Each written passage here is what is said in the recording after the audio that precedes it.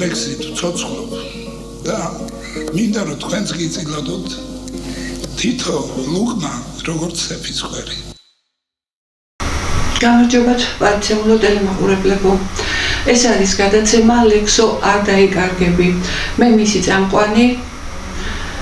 ლეილა არჩემაშვილი გახლავართ. დღეს გადაცემაში სტუმრად ყავს უძვირფასესი ქალბატონი მეკა ხანგოშვილი. მეკა ხანგოშვილს მის ცხოვრება მოღვაწეობას თქვენ წინაშე წარდგენა არ ჭირდება. ისედაც მთელ საქართველოს უყვარს და ქალბატონ მეკას საქართველოში ზღვათაოდენი კი არა ოკეანისოდენი სიყვარული აქვს მოპოვებული. იგი გახლავთ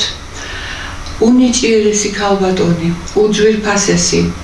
უძვირფასესი მშობლების შვილი, მამა ბატონი ხასო ხანგოშვილი მთელი ცხოვრება პანკისის ხეობაში მოღვაწეობდა, უაღრესად ავტორიტეტიანი ადამიანი გახლდათ. დედა პედაგოგი 48 წელიწადი ემსახურა ქალბატონი პანკისის ხეობაში მომავალი თაობის სწავლა ახსნის საქმეს. დედა სონა დარიკო გუმაშვილი დაამთავრა თუ არა თელავის პედაგოგიური ინსტიტუტი, მან მუშაობა სკოლაში დაიწყო და 48 წლის განმავლობაში თითქმის ნახევარი საუკუნე მომავალი თაობის ახსნას ემსახურა. ქალბატონ მეკას ამჟამად იგი გახლავთ ფილოლოგიის მეცნიერებათა დოქტორი, მან დისერტაცია დაიცვა ფოლკლორში და მის თემას ასე ჰქვია ვაინახური საგმირო ეპოსი. ქალბატონი მეკა უამრავი ჯილდოთია დაჯილდოებული საფრანგეთის პრემიერ-მინისტრის სპეციალური ორდენით, კავკასიის ცივილიზაციის, დემოკრატიისა და სამოქალაქო საზოგადოებრივი ინსტიტუტის კავკასიონის საპატიო დიპლომით, საჯარო აღიარებით, აფხაზეთის კონფლიქტში დაღუპულთა ოჯახების შერიგებისა და თანადგომის ჰუმანიტარული მომსახურების კავშირი, დიოსკურია 2005, შვიდობის ოქროს, ვარსკვლავი და დროშა. კავკასიის საერთაშორისო უნივერსიტეტში გამართული საჯარო ლექციის დროს მიღებული მეფე ფარნავაზის მონეტა. ეს მონეტა ქალბატონი მეკას უსაყვარლესი მეფის მონეტა. ყველაზე დიდი ჯილდოა ჩემს ცხოვრებაშიო, იგი ამბობს. ქისტები, ჩვენი ქისტები, პანკისის ხეობის მკვიდრი ადამიანები, ეს არის ხალხი, რომელთაც არასოდეს უღალატიათ საქართველოსთვის. ისინი გასაოცრად წყინვალედ ფლობენ ქართულ ენას. მე მყავდა თანაკურსელი რამზან ბორჩაშვილი სოფელ ჯოყოლოდან, არაჩვეულებრივი ადამიანი, დახვეწილი, დიდი ინტელიგენტი. მე მან შემაყვარა მთელი ქისტების ხეობა, ქისტი ადამიანები, მათი შემოქმედება, მათი ფოლკლორი და მათი წესჩვეულებანი. ამჟამად თანაკურსელი რამზან ბორჩაშვილი ცოცხალი აღარ არის, მაგრამ ფოტოკოლაჟს ვაჩვენებ და იქ ნახავთ მის ფოტოს. მოგესალმებით ძვირფასო ქალბატონო მეკა. მადლობა დიდი სტუმრობისთვის. ძალიან გაგვახარით და მოდი თქვენ სპეციალობით ფიზიკოსი ბრძანდებით, თბილისის ჯავახიშვილის უნივერსიტეტი გაქვთ დამთავრებული, მაგრამ ფოლკლორში დაიცავით დისერტაცია. რადგან ჩვენი გადაცემა ემსახურება ფოლკლორს და ფოლკლორის წარმოჩენისათვის ზრუნავს, თქვენ უნდა გვესაუბროთ დღეს ვაინახების ფოლკლორზე. რა ხდება პანკისის ხეობაში და აი ეს ძვირფასი წიგნი ქალბატონი მეკას შედგენილია, ქისტები, რომელმაც შექმნეს პანკისის ხეობის ისტორია. აქ ერთი თემა ქისტების ფოლკლორია. ეს 900 გვერდიანი წიგნი, უნიკალური გამოცემა. მე დიდი საჩუქარი მივიღე ქალბატონმა მეკამ, 2 წელიწადია ეს წიგნი მაჩუქა, ვკითხულობ და უფრო მეტად მიყვარს ჩემი ქისტი, მეზობელი ხალხი. გისმენთ? უმეტესი მადლობა ლეილა, შემცვა კიდეც ახანდენად მარკეტროგ ნამდვილად. ჩემთვის ყველაზე დიდი ჯილდოა ცხოვრებაში სიყვარული, რომელსაც ყოველ წამიერად, ყოველ წუთიერად გრძნობ ხალხის მხრიდან და ეს არის ჩემი ყველაზე დიდი სიმდიდრე. თქვენ აღნიშნეთ, რომ მეფე ფარნავაზი განსაკუთრებულად მიყვარს, რა თქმა უნდა, განსაკუთრებულად მიყვარს, იმიტომ რომ პირველ რიგში, პირველი მწიგნობარი და განათლების გამავრცელებელი მეფე იყო. და რა თქმა უნდა, იმიტომაც მიყვარს განსაკუთრებულად, რომ ჩვენი ქისტების ზურზუკების სიძე იყო ჩვენი ქართველების პირველი ძალი, ქისტი ქალი. ჩვენი ასე ვთქვათ, ურთიერთობა აი ჯერ კიდევ იმ დროიდან ალბათ მანამდეც იყო, იწყება და დღემდე მიუხედავად მრავალჯერადი მცდელობისა გარეშე თუ შიდა მტრებისა, რომ ამ ურთიერთობებისთვის ჩირქი მოეწყოთ, დაეშორებინათ ეს ყველაზე გენეტიკურად მონათესავე ერები რაღაცნაირად მტრად გადაეკიდათ. იყო მცდელობები ზოგჯერ ნაწილობრივ მოხდა კიდეც სამცხარო და აფხაზეთის კონფლიქტის დროს ამას ვერ გავექცევით, მტრის ხატი შეიქმნა ქისტების სახით, თუმცა მე ყოველთვის ვამბობ და ეს იმედად მაქვს, რომ ეს ურთიერთობები იმდენად ძლიერია, იმდენად უფლისგან დაცული და ხელშეუხებელია, რომ არ არსებობს რა ვიცი, მე ამ იმედით ცხოვრობ და ამ იმედით მოვკვდები, რომ ეს ურთიერთობები ოდესმე გაწყდება. ეს ისეთი ჯადოსნური ძაფია, იმდენად ძლიერად შეკრული, რომ იმდენად გადაჯაჭვულია, გენეტიკური ერთობა გინდათ, ფოლკლორად გინდათ, ისტორია გინდათ, ურთიერთობები გინდათ, კულტურული, პოლიტიკური, ეკონომიური, სამხედრო, ყველანაირად და მიუხედავად როგორც აღნიშნე, ყველანაირი მცდელობისა ჩვენ ერთად ვართ, ერთად ვიქნებით მომავალშიც. ამისი დასტურია ის, რომ საქართველოს ერთ-ერთ ულამაზეს კუთხეს პანკის ხეობას ქისტები ძალიან ერთგულად, ძალიან ღირსეულად არაჯობენ და იქიდან იწყება საქართველო და სწორედ ისინი არიან საქართველოს ძალიან ღირსეული და ერთგული მოქალაქეები.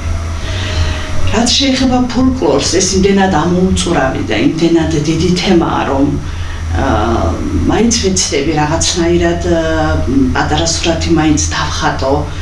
განსაკუთრებით მინდა გაიგოს საზოგადოებამ ქისტების როლი ქართულ ფოლკლორში. ძალიან მნიშვნელოვანია სამწუხაროდ, რა თქმა უნდა, ახალგაზრდა თაობამ, ძველმა თაობამ უფრო მეტი იცის, ახალგაზრდა თაობამ ნაკლები იცის და მე ვფიქრობ, რომ მომავალმა თაობამ უფრო მეტი უნდა იცოდეს, რომ სწორედ ისინიც უნდა ეცანონ, რომ ეს ურთიერთობები გაღრმავდეს და ჩვენი წინაპრების მიერ ესე მტკიცედ გადებული ხიდი რომ არ ჩაინგრეს. ამა ყველა ადამიანი ვალდებული, ასე ვფიქრობ, რომ თითო აგური დადოს ამ ხიდის სიმტკიცისთვის. რაც შეეხება ფოლკლორში,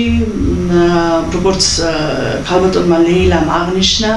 მე სადოქტორო დისერტაცია ფოლკლორში მაქვს დაცული და ამდენად მეტნაკლებად ვიცნობ ქართულ ფოლკლორსაც და რა თქმა უნდა ვაინახურ ფოლკლორსაც და განსაკუთრებით ჩემთვის სასიამოვნო იყო, როდესაც ქართული ხალხური პოეზიის 4-ზე მუშაობდი იმ პერიოდში, როდესაც დისერტაციაზე მუშაობდი, ჩემთვის დიდი აღმოჩენა იყო, თუ რამხელა ადგილი ეთმობოდათ ქისტებს ქართულ ფოლკლორში. ეს მართლა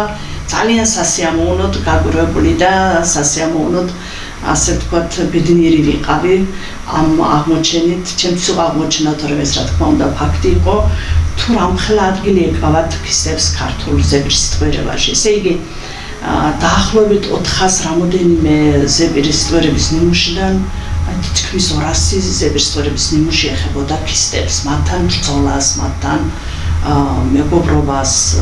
ღირსეულ მტრობას, მტრობაც ღირსეული იცოდნენ, ეს არის ძალიან ხაზგასაცმელი ფაქტი. და არასოდეს არ ცდილობდნენ განსაკუთრებულად ხევსურულ პოეზიაში არ ცდილობენ, რომ მტრის ღირსება დააკნინონ, პირიქით მუდმივად ცდილობენ, რომ ეს მტრის ღირსება წარმოაჩინონ და იმდენად ბევრი ფოლკლორის საოცარი ნიმუშია წარმოდგენილი ამ ქართულ ხალხურ პოეზიაში.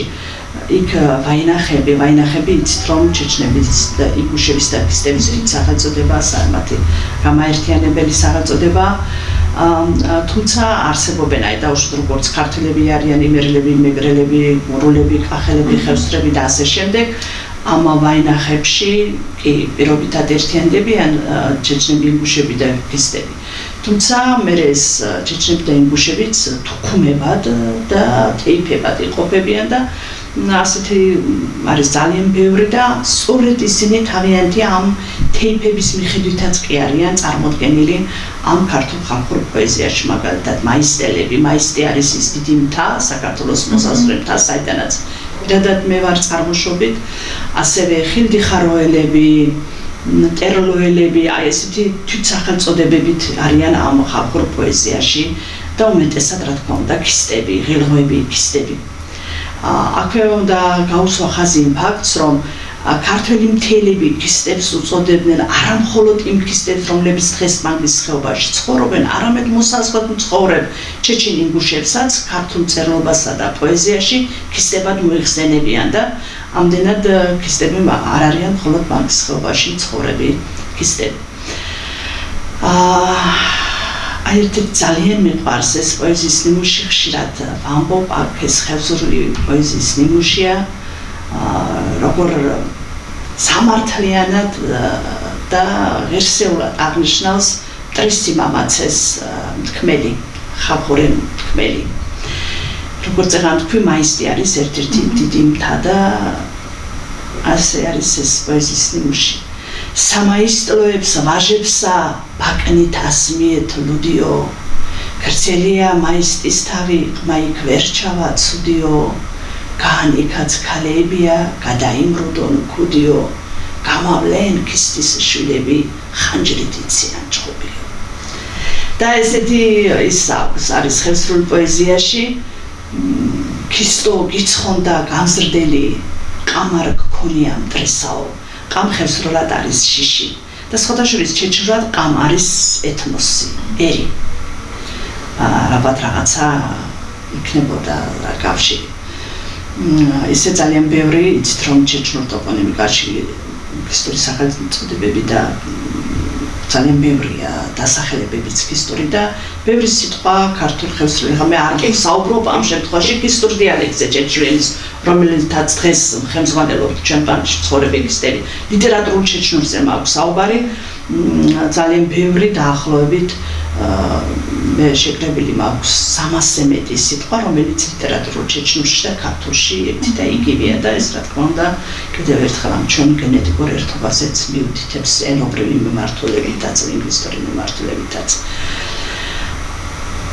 აი ესეთი ხალხური პოეზიის ნიმუშია ქისტო გიცხონდა გამზრდელი გუშინ გდებია მაგარი ხარჩით გადმაქნეულმა დაკვეცნა უბის მასრანი ყარზეით ჩამომდინარმა სისხლმშაგი ღებნა კალთან ძალიან ბევრი განსაკუთრებით ხალხური მოლექსები აი როდესაც ვაინახების დეპორტაციის შემდეგ გადმოვიდნენ აბრაგების ჯგუფი გადმოვიდა საქართველოში და ჯერ ხევსურეთს და შემდეგ უკვე ბანკის ხეობას აფარებდნენ თავს ეს ცალკე ისტორიაა და ცალკე ძალიან დიდი ისტორია ეს იბი არხასტოვი გახლდათ ერთ-ერთი შაურიგებელი აბრაგი რომელიც ებრძოდა იმ თელ ტერორს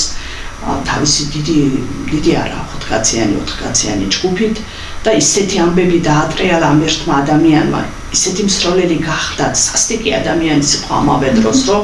მის ერთ ტყვიას 8 ადამიანი ერთდროულად შეუძლია ესეთი მსროლელი იყო და აი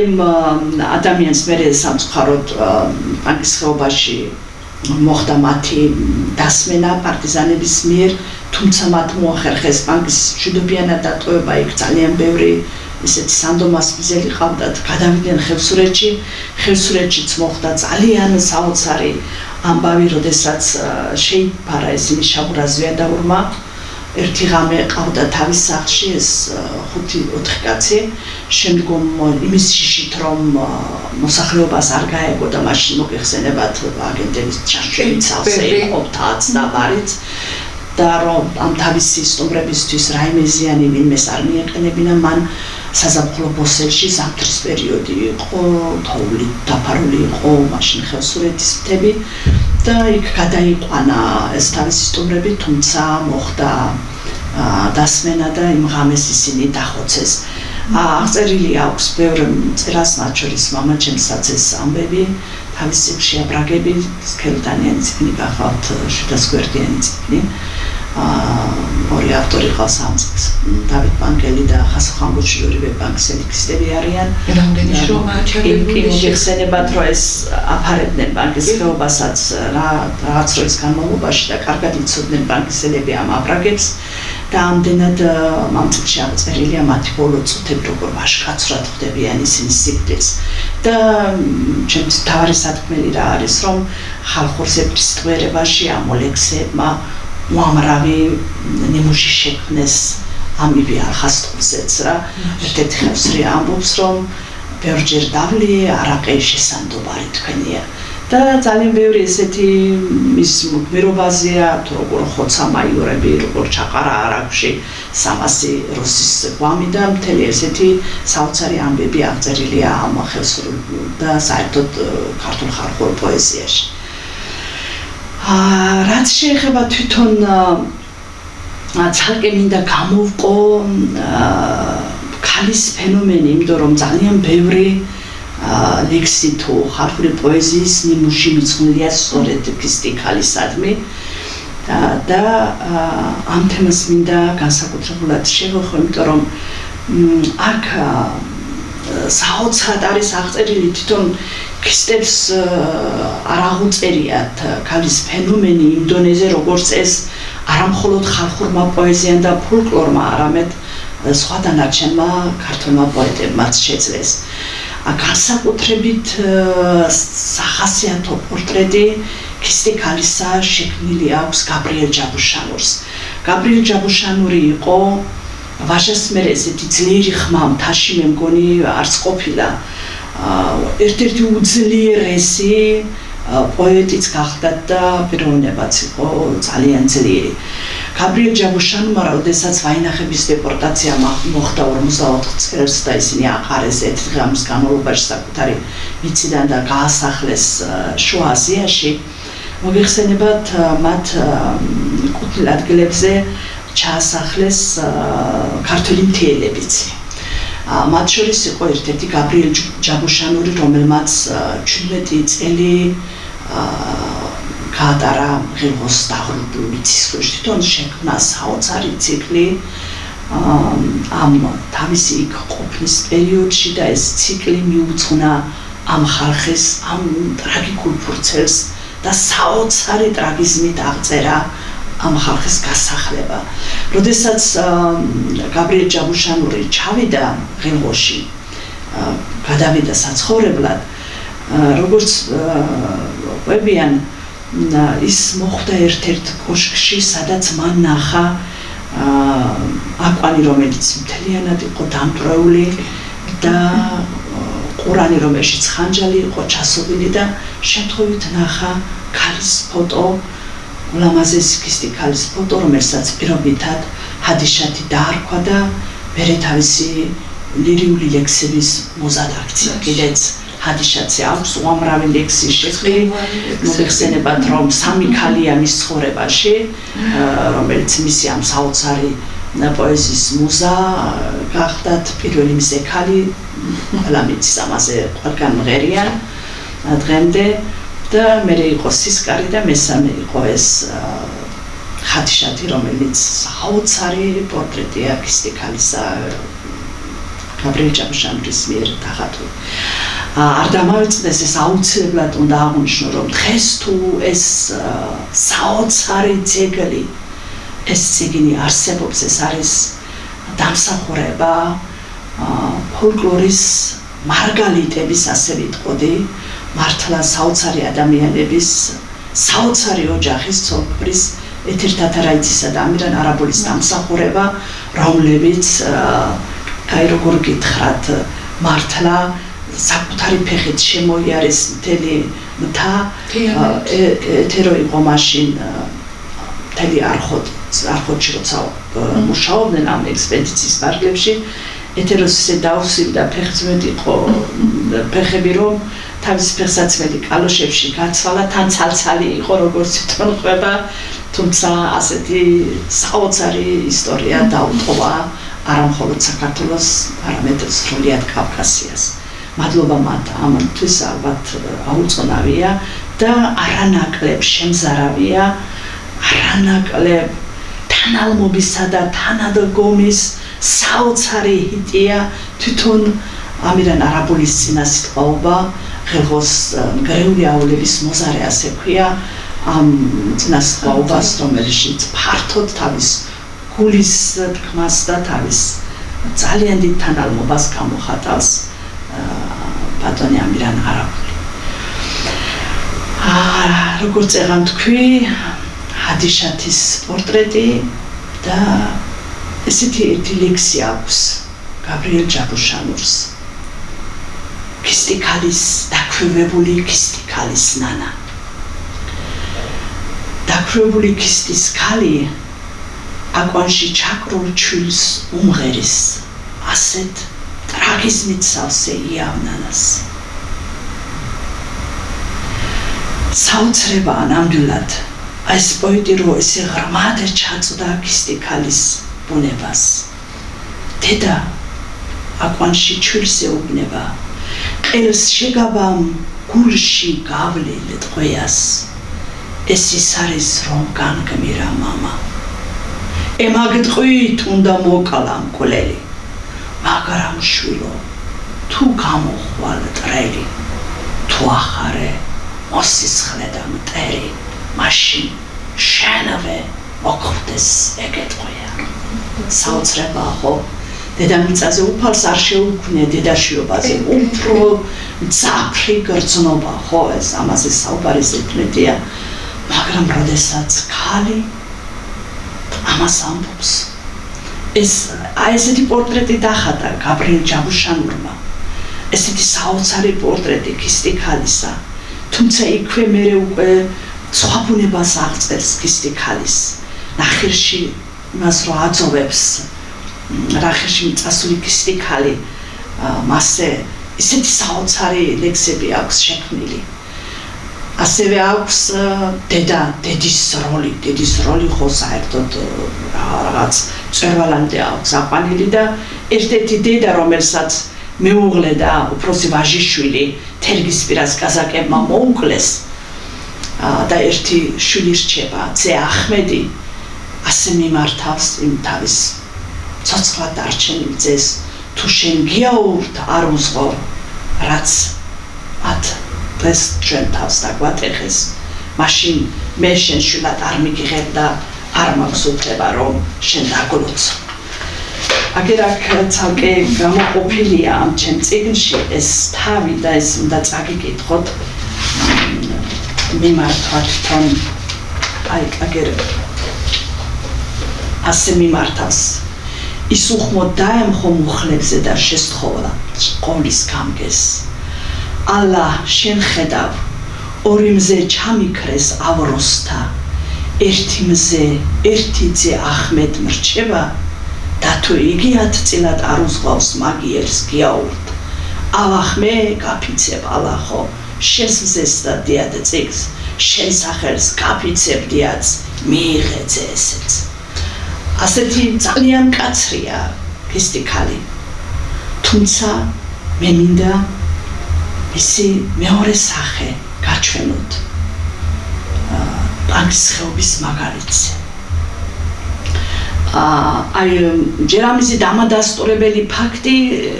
მინდა კიდევ ერთი ისევ აბრაგების პერიოდია, სწორედ ის დღეა, როდესაც იბი ალხასტოვის ჯგუფი ტოვებს პანკის ხეობას და მიდის ხევსურეთში. პანკის ხეობაში ენით აუწერელი სისასტიკე მოხდა, გამოყარეს მთელი ომალოს მოსახლეობა. ეს აბრაგების ჯგუფი დაბანაკებული იყო გამოსაზამთრებლად უწუსხევში და მათ იქ გაიჩინეს მადნაფიცები ჩოფანაშვილი და ბარეულიძე, რომლებიც ძმად გაეფიცა იბი ალხასტოვი, იცოდა ვის უნდა გაფიცოდა ძმად და შემდგომ რა თქმა უნდა მათი საშუალებით იზამთრებდნენ და ამ ჩოფანაშვილს ყავდა საოცარი მეუღლე, საოცარი ბუნების ქისტისქალი ოლე ალხანაშვილი, რომელიც ზამთარში თოვლზე კვალი რომ არ დარჩენილიყო, ალაზანს თავაღმა მიუყვებოდა, წარმოიდგინე და ისე მიჰქონდა იქ მათთვის საკვები. და როდესაც იმ ტრაგიკულ დღეს, იმ საბედისმერო დღეს გამოყარეს მთელი ომალოს მოსახლეობა, ეს პანგისის ხეობაში არის ისეთი სოფელი ომალო, ეს არ არის თათუშეთის ომალო. დაახლოებით 100 წელს მიღწეული იყო შარშან გარდაიცვალა უფალმა აცხონოს ერთ-ერთი საუკეთესო ქისტი გახდა პლატონ გუნაშაშვილი, რომელმაც საკუთარი ენით მომიყვა ეს ამბები. იმის მაშინ პატარა ბავშვი ყოფილა, როცა ეს ცოდობრალი დატრიალდა პანგისის ხეობაში. და შეყარესო, გამოყარესო ხალხიო ცენტრში ესე ყველანიო ბავშვებიც იქვე ვიყავითო, დაწვესო სახლებიო, ვისზე წეჭვი ჰქონდათო და აიძულებდნენ მოსახლეობას, რომ გაეთქვათ ეს აბრაგები ან მიფარველობდა და კაცის შვილს ხმა არ ამოაღებინესო. ბოლოს რომ მივიდნენ ამ ჩოფანაშვილის სახლში, ვისაც ჰქონდათ ეჭვი და მეორე სართულზე ორსართულიანი ადრე ხეობაში იმერულოდებსაც ეძახდნენ და ეს ორსართულიანი სახლები შენდებოდა. აკვანში ჩაკრული ჩვილი ყოფილა ამ ოლა ალხანაშვილის შვილი ყოფილა რა ამ ჩოფანაშვილის ბაჭო ჩოფანაშვილისა და ამ ოლა ალხანაშვილის შვილი და პოლიციელები შევიდნენ რომ მეორე სართულზე შუშაბანდი ყოფილა იქ გამოაღესო ფანჯარო იქვე იდგა აკვანი აიყვანეს ეს ბავშვი ხელში და უთხრეს ამ ქალს თუ ეხლა შენ არ იტყვიო ამ ყველაფერს რაც ჩვენ გვაინტერესებსო სად იყო მათი მსაყოფელი და ვინ ემსახურებოდა ამ აბრაგებს ახლა ამ ბავშვსო ჩვენ პანჯიდან გადავაგდებდო და ამ ქალმა ალი არ დაახალხა მიუხედავად იმისა რომ ძალიან კარგად იცოდათ მათი სარ გაუჩნდებოდა და მე მეორე პოლიციას ვთქვამს რომ არ ცხენია რა საკეთებო როგორ შეიძლება ბავშვი რა შუაშიაო და თუმცა ფაქტია რომ ამ ქალმა არ გასცა და ეხლა ამ ყველაფრის საპირწონედ მინდა მოვიყვანო მეორე ქისტი ქალის შემთხვევა ეს ამბავი მომიყვა მამაჩემმა თვითონ თვითმხილველია და ამ ამბის ერთ-ერთი მონაწილე ბანკის ხეობაში 60-იან წლებში ან 70-იან დაახლოებით იმ პერიოდში დატრიალდა საზარელი ტრაგედია როდესაც რუსეთში აი შაბაშზე მიდიან რო იტყვიდნენ ხო სამხლობით მიდიოდნენ და რაღაცა ოჯახისთვის თანხა ჩამოქონდათ მუშაობდნენ იქ ფიზიკურად და შემდგომ ბრუნდებოდნენ ხოლმე შემოდგომას და აი ესე წასული ახალგაზრდები რაღაცა როგორც ამბობენ ისეთი ხარაკი დაულებია და რაღაცა თან ახლა მას მიჩვეული რო არ იყვნენ დათრნენ და რა მოხდა ეს არავინ არ იცის იქ ფაქტია რომ ერთ-ერთი თავიანთი თანასოფლელი შემოაკვდა დანარჩენ ბიჭებს და ცოტა სასტიკით მოხდა ეს მკვლობა იშვიათია ჩვენთან მსგავსი შემთხვევა მაგრამ ყელი გამოჭრეს ამ ბიჭს რა მოხდა იქ რა მოხდა სინამდვილეში არავინ იცის და რა თქმა უნდა დაიდო სისხლი გვარს და ცდილობები იყო შერიგების მოგეხსენებათ როცა ესეთი გვარების გადამტერება ხდება ეს ძალიან რთული ამბავია და ამ შემთხვევაში უხუცესები გამორჩეული ავტორიტეტული პიროვნებები ადამიანები ვინც ამ საქმეს ემსახურებიან წლების განმავლობაშიც კი ცდილობენ რომ რამენაირად მოხდეს სისხლის პატიება და გვარების შერიგება და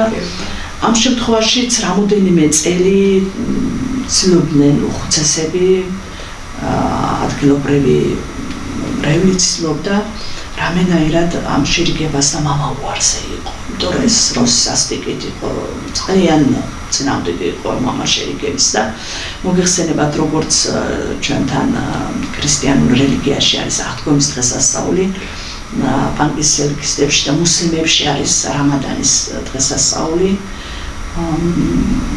ეხლაც რამადანის თვეა და ამ თვეში მიწევს ეს საუბარი ამ დღეს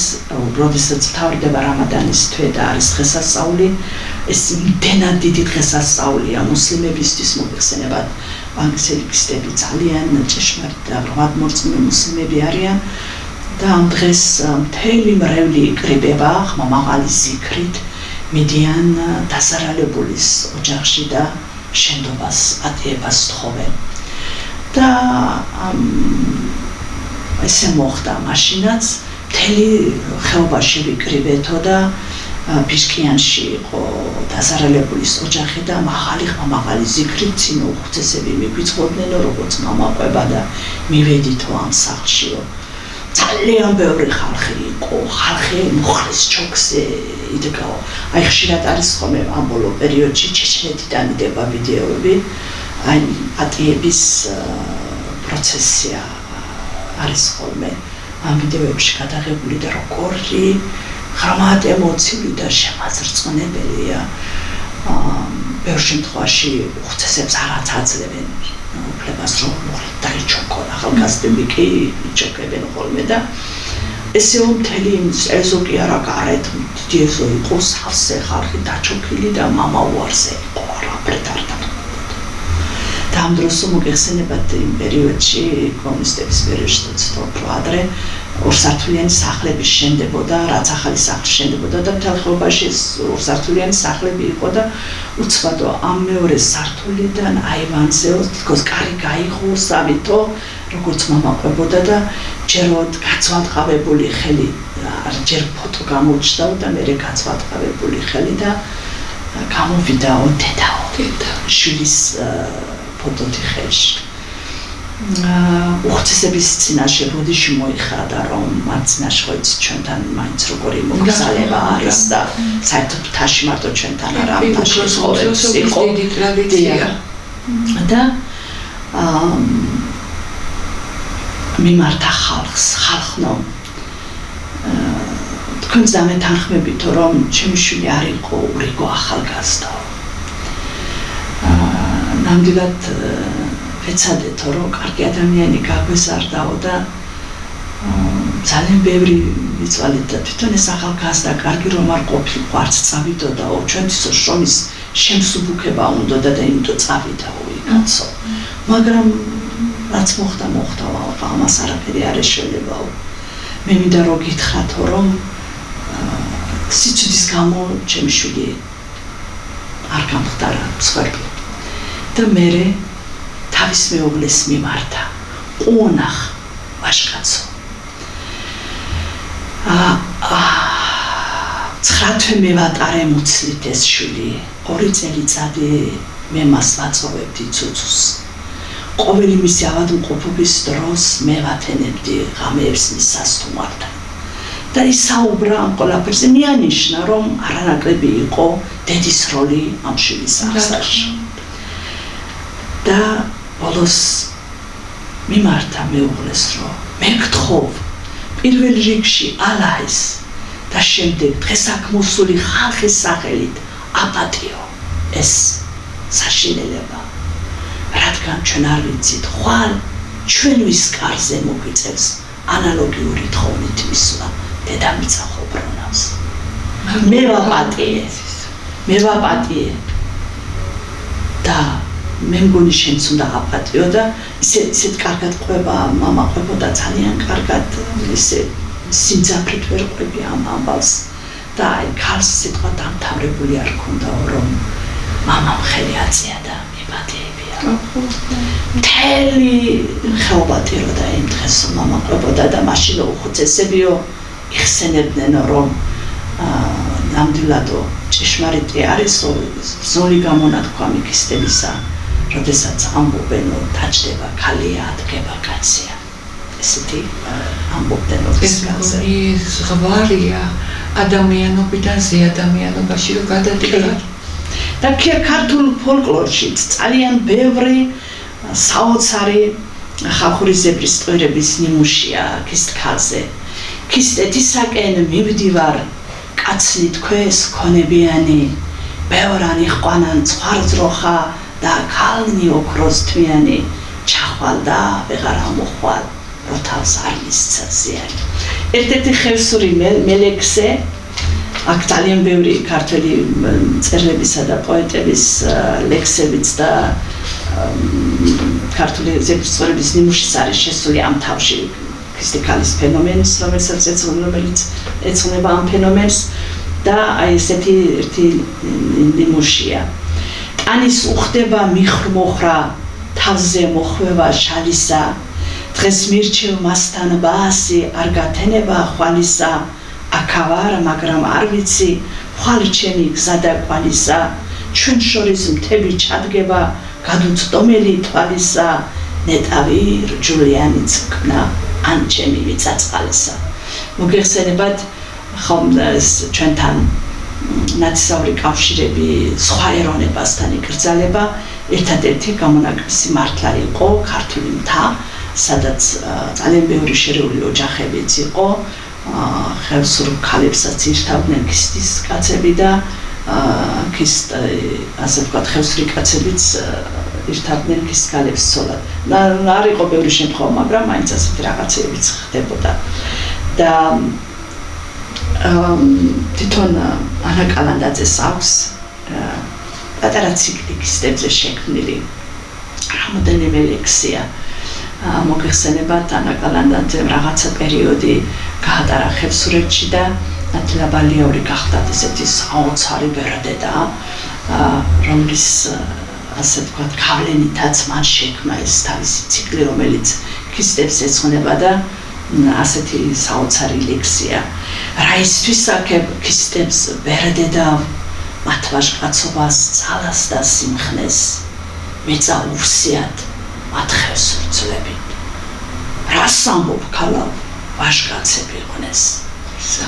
ეს მაინც აგრძელებს ამაღას გაწყვეტეს ბრგევაჟ კაცები ახილაშიც უსომოთხოცეს რას ამბობ ქალავ ვაჟკაცები იყვნენ საოცარი ძალიან მიყვარს საოცარი და